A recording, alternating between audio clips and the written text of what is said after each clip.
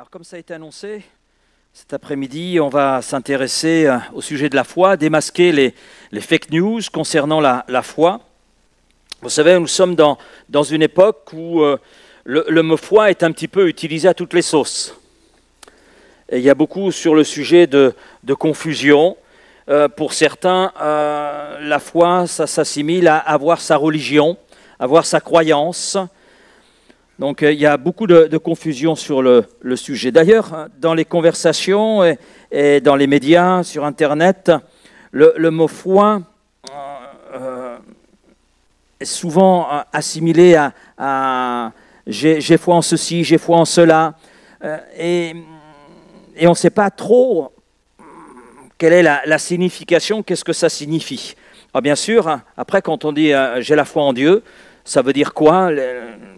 Il y a tellement de confusion, ce mot est tellement galvaudé qu'on ne sait plus du tout quel sens il peut avoir. Alors on va se pencher sur cette question, qu'est-ce que la vraie foi ? La vraie foi, selon la Bible, selon la parole de Dieu, qu'est-ce que ce mot recouvre ?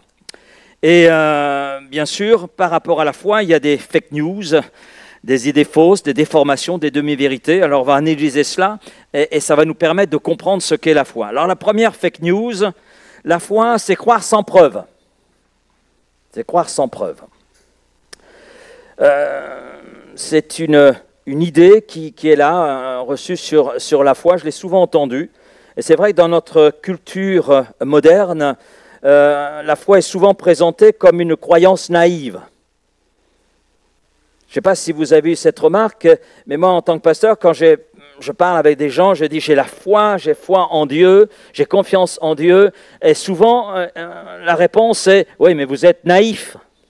Vous êtes naïf. Non, c'est pas un saut dans le vide, la foi. On ne saute pas dans le vide. Non. Beaucoup pensent que c'est contraire à la raison ou même à la science. On entend souvent, mais moi je croirai simplement quand je verrai, etc. Donc il y a toute une confusion. Mais je crois que cette vision-là est une caricature de ce qu'est la foi chrétienne. C'est pas ça, on n'est pas naïf. Un chrétien, celui qui place sa foi en Jésus-Christ, qui suit Christ, n'est pas quelqu'un de naïf. La Bible n'invite pas à suspendre notre intelligence. Non, elle nous conduit à placer notre confiance dans un Dieu qui s'est révélé de manière cohérente, certaine, rationnelle, j'allais dire. Que dit la Bible ? Hébreux 11, verset 1er. La foi est une ferme assurance des choses qu'on espère, une démonstration de celles qu'on ne voit pas. Donc là, il n'est pas question de saut dans le vide. Ce verset ne parle pas d'un aveuglement, mais d'une conviction qui est fondée. D'ailleurs, c'est très intéressant parce que le mot « assurance » qu'elle a utilisé dans ce texte, une ferme assurance, littéralement, ça signifie une réalité solide, un fondement, quelque chose sur lequel on peut s'appuyer, qui est certain. Donc on pourrait traduire « la foi est une réalité solide, un fondement ». Une réalité solide, des choses qu'on espère. Et le mot démonstration, eh bien, en grec, signifie une preuve intérieure, une certitude qui est là rationnelle. Et j'ai trouvé cela très, très intéressant. Ça veut dire que la foi, c'est une ferme assurance, c'est une réalité solide, des choses qu'on espère, et une preuve intérieure, une certitude rationnelle de celles qu'on ne voit pas. Parce que la foi, c'est une confiance qui est fondée sur des réalités spirituelles, sur des vérités spirituelles. Et j'irai plus loin, sur des preuves morales et historiques. La foi, ce n'est pas simplement une émotion, ce n'est pas non plus un acte de superstition. Non, il y a des fondements. Et les fondements concrets de la foi chrétienne, s'appuient sur des faits. Les fondements, ce sont des faits. Quels sont les faits ? La création, l'ordre, la beauté. La complexité du monde pointe vers un créateur. C'est Voltaire lui-même qui pouvait dire « Je ne peux pas concevoir que l'univers existe sans qu'il y ait un horloger derrière, sans qu'il y ait quelqu'un qui ordonnait tout cela, organisait tout cela. » Et Paul donne l'affirmation, les beautés, la création, l'univers, nous révèle qu'il y a un Dieu grand, un Dieu qui règne, un Dieu créateur. Romains chapitre 1er, verset 20. Et puis, un autre fait, c'est l'incarnation. Bientôt, il va y avoir Noël. Noël, ça nous parle de quoi? Ça nous parle de la naissance de Jésus. Jésus, le Fils de Dieu, s'est fait homme. L'incarnation, c'est Dieu qui entre dans notre histoire, dans l'histoire humaine, à travers son Fils Jésus-Christ. Ça, c'est un événement documenté, un événement incarné, daté. C'est clair. Tous les historiens, croyants ou non, sont d'accord pour dire que Jésus, c'est un personnage historique. Il a existé, il est venu. Il y a une naissance. Et puis, les autres faits sur lesquels s'appuie la foi, c'est la crucifixion, la résurrection. Les témoins oculaires, la transformation des disciples, l'expansion de l'Église constituent des preuves historiques puissantes. Bien sûr, l'Église que Jésus-Christ bâtit. Je ne parle pas d'une confession religieuse, etc. Non, je parle de l'Église de Jésus-Christ, composée de ceux qui suivent Christ, de ceux qui sont dans une confiance, une foi à l'égard de Jésus et de ces faits que je décris. Mais la foi biblique s'appuie sur d'autres faits, s'appuie sur des prophéties accomplies, réalisées. On a des centaines d'annonces dans l'Ancien Testament qui se sont réalisées à travers la vie même de Jésus. Sa naissance a été annoncée à Bethléem, Ephrata. Et les prophéties s'attachent aux détails. Aux détails. Il n'est pas simplement dit « Jésus naîtra à Bethléem », parce que lorsque Jésus est né, il y avait 2 Bethléem. Mais il est précisé Bethléem, Ephrata de Juda. Donc, et Jésus est né à Bethléem, Ephrata de Juda. Donc on voit même dans les détails, la prophétie s'est accomplie en Jésus-Christ. Ésaïe 53 nous parle de la mort de Jésus. 800 ans avant même que le Messie arrive, naisse, le prophète Ésaïe nous parle de la mort de Jésus. Et tout ce qu'il nous donne est une description de la mort même de Jésus qui est relatée là dans les évangiles. Et il y a d'autres prophéties comme cela touchant la personne de Jésus. Tant sa venue, tant son ministère, tant sa mort, sa résurrection. Et puis on a le témoignage intérieur du Saint-Esprit, ça c'est un autre fait. La foi devient une expérience vécue, une réalité qui est confirmée dans le cœur de celui qui place sa foi dans ses faits et dans la réalité de Jésus-Christ. Incarné qui s'est fait homme, mais qui est mort sur la croix et qui est ressuscité. Et ce témoignage intérieur du Saint-Esprit était tellement fort que les disciples de Jésus-Christ ont accepté de mourir, ont accepté d'aller jusqu'à la mort.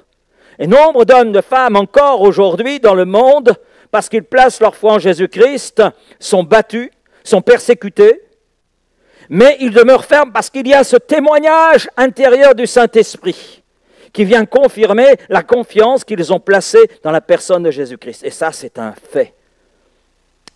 Et puis, la foi biblique s'appuie sur un autre fait, les Écritures. La Bible. Un ensemble cohérent sur des siècles, transmis, confirmé par l'histoire. C'est là que je vois l'humour de Dieu. Dans les débuts des années 40, alors il y avait cette guerre mondiale, et puis après la guerre mondiale, tout ce qui était texte biblique, tout a été remis en question. Remis en question l'inspiration des Écritures, que c'était Dieu qui parlait, etc. Il y avait toute une remise en question. Et puis, Dieu a de l'humour. En 1947, un bédouin qui gardait son troupeau de chèvres a découvert des rouleaux dans une grotte à Qumran, la région de la mer Morte. Et dans ces jarres, il y avait des rouleaux. Et puis, on a découvert dans d'autres grottes de cette zone, d'autres jarres avec à l'intérieur des rouleaux. Et on a trouvé l'entièreté du rouleau d'Ésaïe. Alors bien sûr, quand on a fait cette découverte, est-ce que les textes qu'on avait à cette époque-là correspondaient à ces textes d'Ésaïe qu'on a découvert à Qumran? Effectivement, il y avait une correspondance, mais ce n'est pas le seul livre qu'on a découvert. En dehors du livre d'Esther, je crois qu'on a découvert tous les livres de l'Ancien Testament. Et on s'est aperçu de la correspondance, que le texte que nous avions, nous, eh bien, n'avait pas été altéré, falsifié, comme les hommes, même les scientifiques, pouvaient le dire à l'époque. Ça, c'était un bon clin d'œil de la part de Dieu. Donc ces éléments montrent que la foi repose sur des fondations qui sont solides, qui sont vérifiables, et non sur un simple sentiment. Et puis on a un autre exemple, c'est Luc. Luc, médecin bien-aimé du Seigneur, ainsi que l'apôtre Paul l'appelait. Et Luc a écrit un évangile, qui porte d'ailleurs son nom, l'évangile selon Luc. Et puis Luc a fait un autre livre que l'on appelle les Actes des Apôtres, qui nous décrit le début de l'Église, les 25-30 premières années de l'Église de Jésus-Christ. Et dans l'Évangile, il écrit ceci au chapitre 1er, les versets 3 et 4, « Après avoir fait des recherches exactes, surtout depuis le commencement, il m'a semblé bon de les exposer par écrit, afin que tu reconnaisses la certitude des enseignements que tu as reçus. » Donc nous voyons que Luc a une démarche d'historien. D'ailleurs, les historiens, aujourd'hui, reconnaissent que Luc a fait un travail remarquable. Il y a des faits relatés, des personnes, même des lieux relatés par Luc, qui pendant des années ont été, on va dire, considérés comme faux, et les recherches archéologiques ont montré qu'en réalité c'était vrai.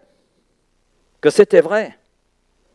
Donc Luc, médecin, a une démarche d'historien et il n'a pas écrit un mythe, il a enquêté avec rigueur et son but était de donner aux croyants une foi éclairée, enracinée dans la vérité et dans cette vérité aussi historique des faits concernant Jésus-Christ.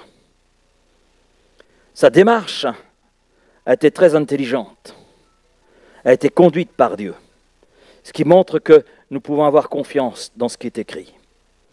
Puis la foi, c'est une confiance qui nous réconcilie aussi avec la raison. Croire dans la Bible ne veut pas dire fermer les yeux, mais veut au contraire dire ouvrir les yeux sur une réalité plus grande. La foi chrétienne ne contredit pas la raison. Elle la dépasse. Elle la dépasse d'ailleurs sans l'abolir. Comme le disait le philosophe et mathématicien Blaise Pascal, le cœur a ses raisons que la raison ne connaît point. Donc il ne s'agit pas d'un refus de la raison, mais d'une adhésion du cœur, une adhésion de l'intelligence à cette vérité révélée par Dieu. En résumé, la foi n'est pas un saut dans le vide. La foi s'appuie sur une révélation historique vérifiée, une révélation sur des faits aussi. Les faits que j'ai décrits, la création, l'incarnation, la crucifixion, la résurrection de Jésus, les prophéties accomplies, le témoignage intérieur du Saint-Esprit et les Écritures. Et bien sûr, la foi nous invite à placer notre confiance dans ce Dieu qui est au contrôle de toutes ces choses. Notre foi n'est pas une foi aveugle. Loin de là, elle est éclairée. Elle est éclairée par la lumière de l'Écriture sainte et éclairée par la vérité divine. La deuxième fake news, si tu as cette foi, tu n'auras plus de problème. Alors ça, c'est vraiment la fake news très à la mode. Très à la mode dans notre pays, très à la mode dans nombre de pays sur cette terre. Alors c'est beau ça, hein, si tu as cette foi, tu n'auras plus de problème. Mais c'est une fausse promesse. Une promesse qui est séduisante, mais c'est une fausse promesse. Cette idée est très populaire, on l'appelle d'ailleurs l'évangile de prospérité. Une théologie qui affirme que la foi garantit la santé, la richesse, la réussite. Et on entend souvent, si tu crois vraiment, tu ne tomberas jamais malade. Si ta foi est foi, Dieu va éloigner de toi la souffrance. Mais ça va plus loin. Si tu es malade, c'est que tu as péché. Oui, l'homme est pécheur, ça c'est sûr, on est pécheur, c'est sa nature. Mais en Jésus-Christ, on a cette libération du péché. Parce que lui a tout accompli sur le bois de la croix. Et celui qui place sa foi dans la personne et l'œuvre de Jésus-Christ accompli à Golgotha trouve le pardon de ses péchés.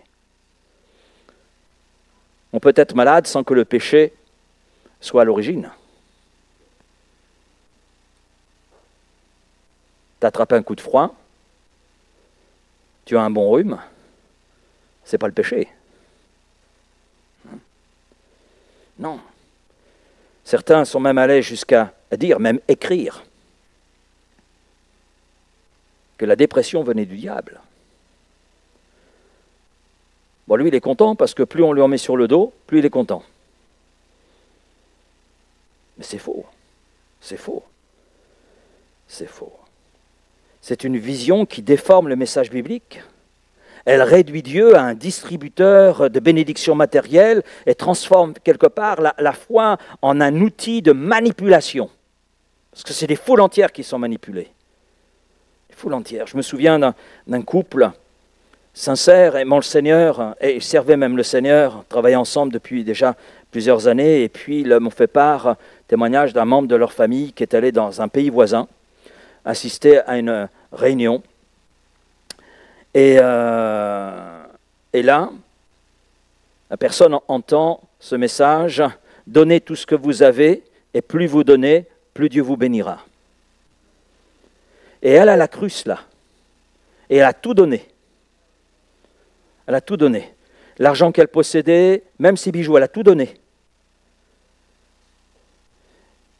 Et puis elle est revenue dans son pays d'origine.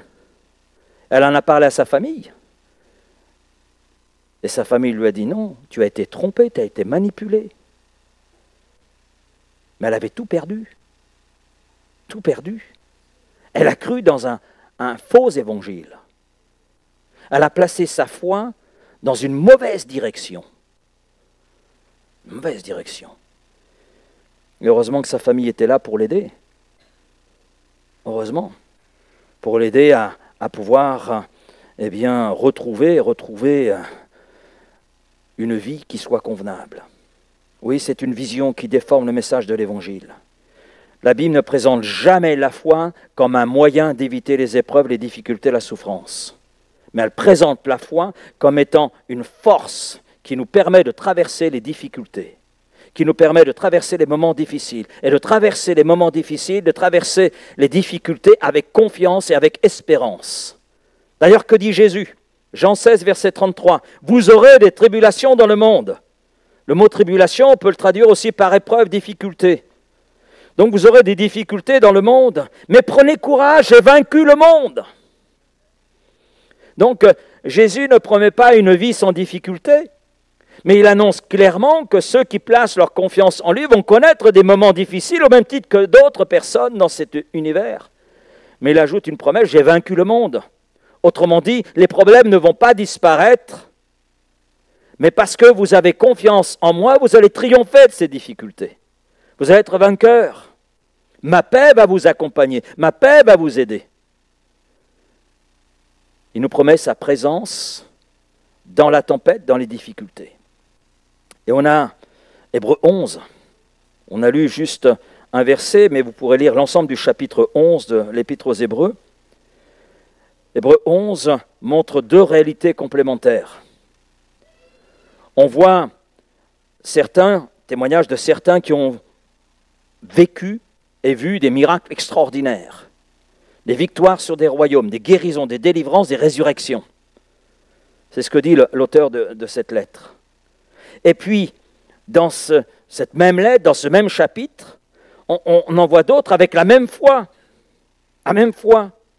qui ont souffert, qui ont été torturés, persécutés, emprisonnés, sont morts dans la foi, sans voir la réalisation complète des promesses.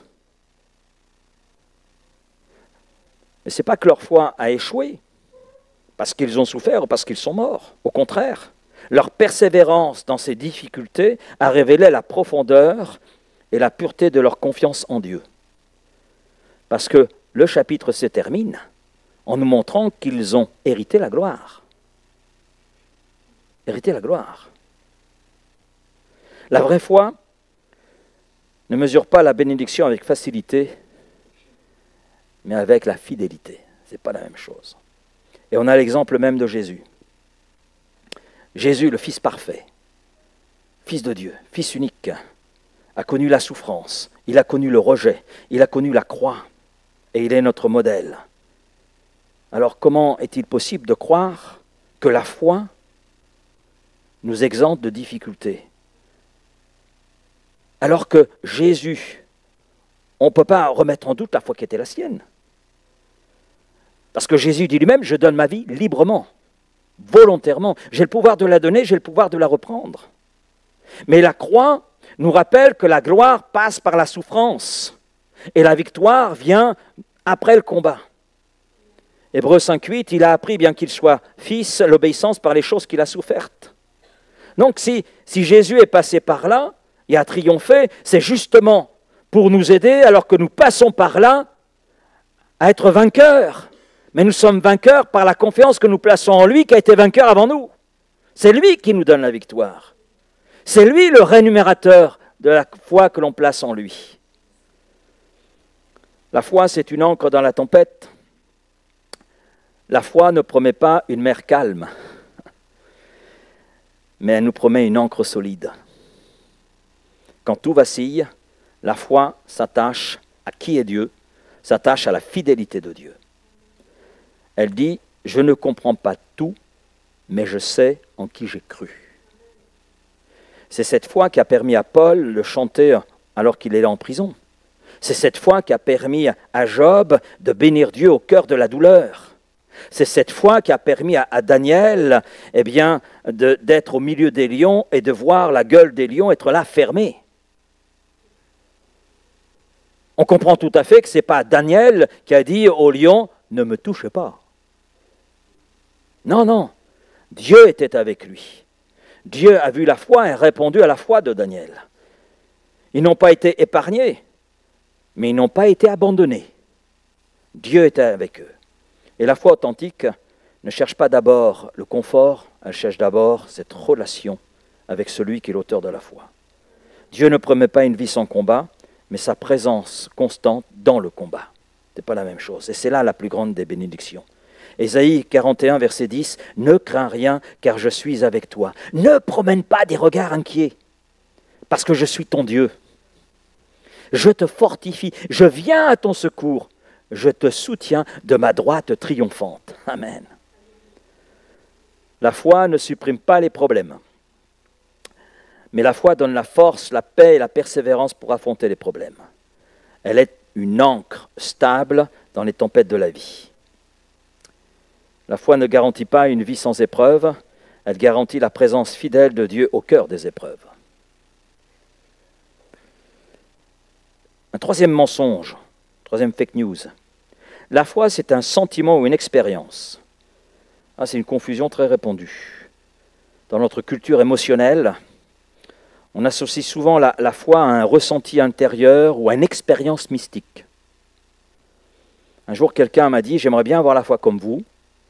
J'aimerais bien qu'elle me tombe dessus. » Non, la foi ne m'est pas tombée dessus. Et on a des gens qui disent « J'ai senti Dieu ou j'ai pas senti Dieu. Si j'ai senti Dieu, donc j'ai la foi. Bon, en ce moment, je ne ressens pas Dieu. Donc, ma foi a disparu. » La foi, c'est un sentiment qui va et puis qui revient comme cela. Mais cette vision de la foi est réductrice et dangereuse.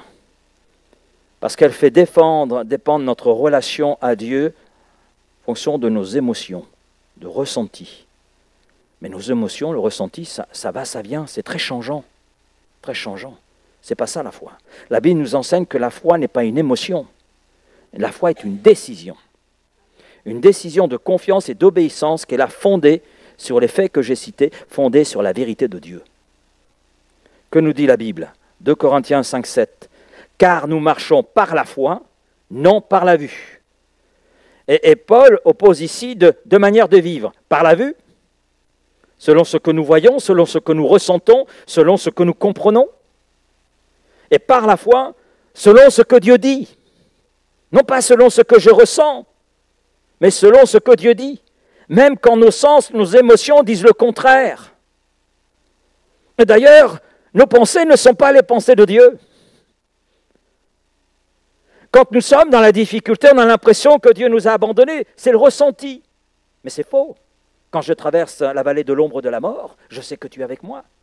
Ta houlette et ton bâton me rassurent. Attention au ressenti. La foi, c'est plus qu'un ressenti, c'est plus qu'une émotion. La foi ne dépend pas de nos perceptions, mais elle dépend d'une parole qui est sûre, qui est solide et qui est fiable, la parole de Dieu. Romains 10, 17. La foi vient de ce que l'on entend, et ce que l'on entend vient de la parole de Christ. Et là, on est loin d'un ressenti. On est là devant une décision. J'obéis ou je n'obéis pas. Parce qu'il n'y a pas de foi sans obéissance. L'obéissance est l'une des définitions de la foi. Ce que Dieu dit, je le crois, donc j'y obéis, et je découvre l'étendue de l'amour de Dieu. Donc marcher par la foi, c'est continuer à avancer, même quand on ne sent rien. Même quand on a l'impression, le ressenti, que Dieu nous a abandonnés. Attention à nos ressentis.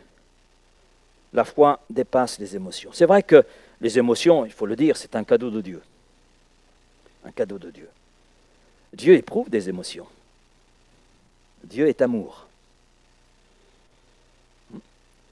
Il est question de la colère de Dieu, qui n'a rien à voir avec notre colère. Donc c'est vrai, les émotions sont un cadeau de Dieu, mais elles ne sont pas un guide, en ce qui nous concerne, infaillible. Elles peuvent encourager, mais elles peuvent aussi tromper. Et même les plus grands hommes de foi ont connu des moments où Dieu semble absent. David qui est appelé l'homme selon le cœur de Dieu. Il n'est pas dit que David était un homme parfait, mais un homme selon le cœur de Dieu. Dans le psaume 13, verset 2, « Jusqu'à quand, Seigneur, m'oublieras-tu » Il a le sentiment, il a le ressenti, c'est son ressenti. Il vient un moment difficile, « Jusqu'à quand m'oublieras-tu » Et il a le sentiment que Dieu l'a oublié, que Dieu a un trou de mémoire. Il n'y a pas de trou de mémoire en Dieu. Il nous connaît parfaitement, mieux que nous-mêmes. Élie, après un grand miracle, est découragé et il dit « je ne vaux rien ». 1 Roi 19, « Je ne vaux rien, reprends ma vie ».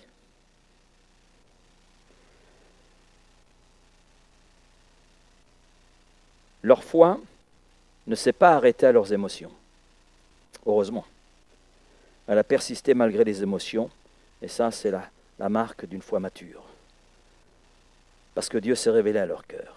Dieu a agi aussi bien dans le cœur de David, aussi bien dans le cœur d'Élie, le prophète Élie. La foi, c'est un engagement, ce n'est pas une impression. La foi dans la Bible est souvent comparée à une marche, 2 Corinthiens 5, 7. Un chemin de persévérance, pas un éclair d'émotion. Pas un éclair d'émotion. La foi dans la Bible est souvent comparée à une course, Hébreux 12, les versets 1 et 2. Et Paul utilise souvent cette image d'ailleurs. Donc c'est un effort constant vers un but. Quel est ce but ? Christ. Christ. La foi dans la Bible est souvent comparée aussi à une alliance, c'est-à-dire un engagement durable de confiance et d'obéissance. Ainsi, la vraie foi ne se mesure pas à l'intensité de sensations spirituelles, mais à la fidélité dans notre marche quotidienne. Ce n'est pas la même chose. C'est pas la même chose. Et elle s'exprime bien sûr dans l'obéissance. Tu dis avoir la foi, montre-moi les œuvres. En d'autres termes, si tu as la foi, il y a une obéissance. Et cette obéissance découlant de se dire que tu as la foi va produire des fruits. Jacques 2, 17. Elle s'exprime aussi dans la persévérance. Croire quand rien ne semble bouger. Croire quand rien ne semble changer. Quelqu'un a dit, il te semble que Dieu tarde, mais rassure-toi, Dieu n'est jamais en avance, jamais en retard, il est toujours à l'heure.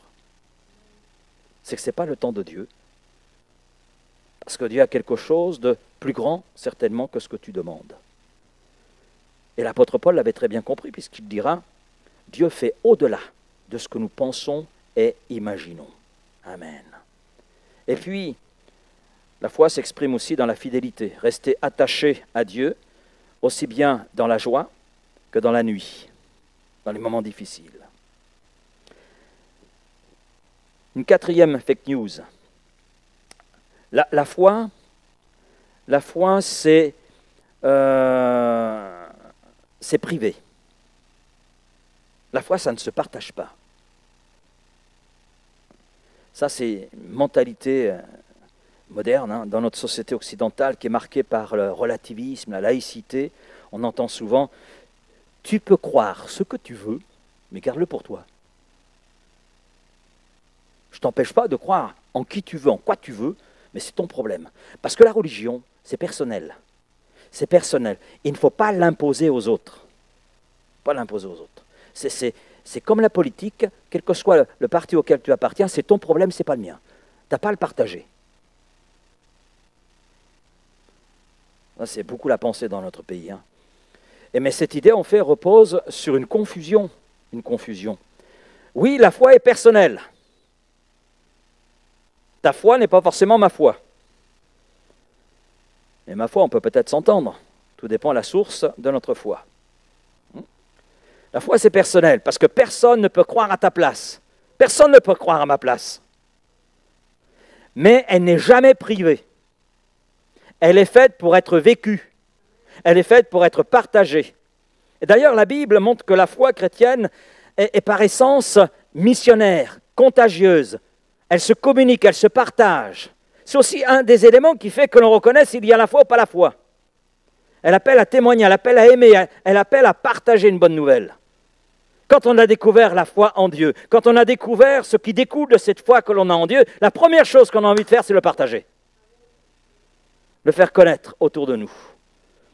Jésus d'ailleurs le dit très bien, Matthieu 28, versets 19 et 20, « Allez, faites de toutes les nations des disciples, les baptisant au nom du Père, du Fils et du Saint-Esprit, et enseignez-leur à observer tout ce que je vous ai prescrit. » Ces paroles sont connues comme étant la grande commission, le grand ordre.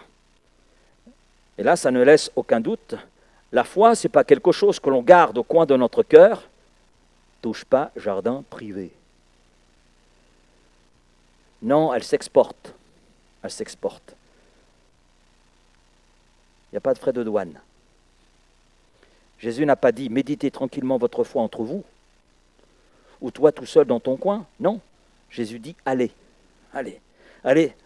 C'est sortir de soi-même, aller vers les autres, partager la lumière reçue. Parce que l'évangile n'est pas un trésor à cacher, mais c'est une bonne nouvelle à partager, une bonne nouvelle à proclamer. Paul l'a très bien compris cela. Il partage d'ailleurs cette parole aux croyants de Rome. En Romains 10, 14, « Comment croiront-ils en celui dont ils n'ont pas entendu parler? Et comment en entendront-ils parler si personne ne l'annonce ?» Donc Paul ici nous rappelle une vérité qui est la fondamentale. La foi naît de l'écoute. D'ailleurs, il développe ce sujet avec ce texte que j'ai lu, Romains 10, 17. La foi vient de ce que l'on entend et ce que l'on entend vient de la parole de Christ. Donc la foi naît de l'écoute et l'écoute suppose quelqu'un qui parle. Oui. Suppose donc un témoin. Et si les croyants se taisent, ne partagent pas leur foi, mais le monde qui nous entoure va écouter qui? Et va écouter quoi? Et qu'est-ce que ça va produire? Et le monde reste alors dans l'ignorance. Et Dieu, c'est le choix de Dieu. Dieu a choisi de passer par notre voie pour faire connaître son salut. Et ce n'est pas un fardeau, mais c'est un privilège. Ceux qui connaissent Jésus-Christ comme leur Seigneur et Sauveur sont fils et filles de Dieu. Et moi, je n'ai pas honte de mon Père Céleste. Et je n'ai pas honte de Jésus-Christ.